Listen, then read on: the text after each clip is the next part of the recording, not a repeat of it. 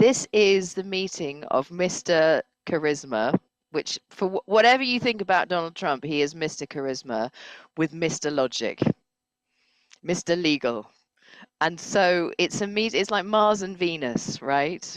Macron, he's also Mr. Charisma, and so they might not be equals, but they can meet on that level of fighting out their handshakes. But when Sir Keir Starmer meets Trump, it's a really mismatched meeting. Fascinating, even a tiny moment of those handshakes. I mean, we know the power of the political handshake.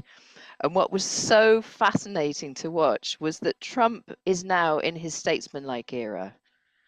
Whereas in his first presidency, there was more to fight for, there was more to show. Now he's totally comfortable in his leadership.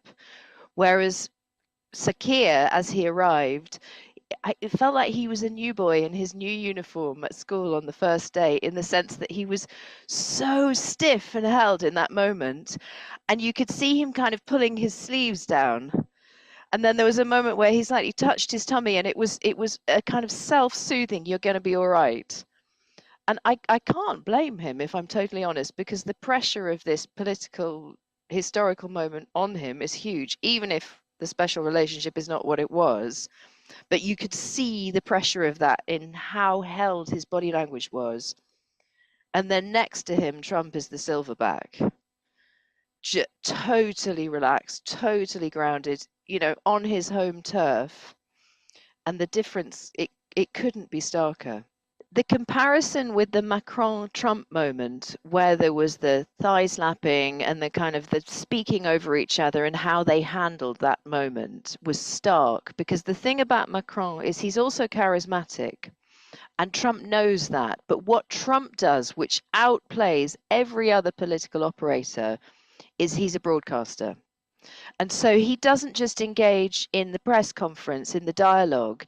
It's more like a kind of Oscars press briefing, in that as Macron is talking, Trump is looking out at the camera as if to say, it's almost like The Apprentice, as if to say, no, I'll humor him, but he's wrong.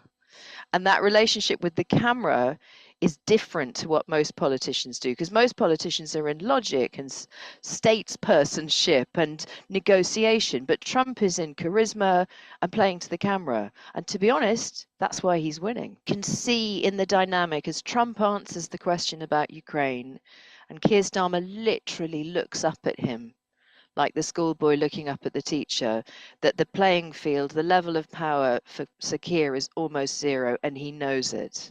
He's got very few cards in his hand. His body language, his breath is held. It's revealing his low power. If I was going to advise Sir Keir on this, I would say to him that he needs to meet Donald Trump, not through intellect, although Donald Trump is smart, he tells us that a lot. Sir Keir needs to meet Trump on a more intuitive, passionate, instinctive level, and he needs to get into his body. He's very held, Sir Keir. He doesn't really think with his physicality, for all that he plays football. And I would say to him, more like Macron, he needs to be more physically engaged, because that'll give him a different kind of presence, a more powerful presence in a room with someone like Trump, who is all about charisma.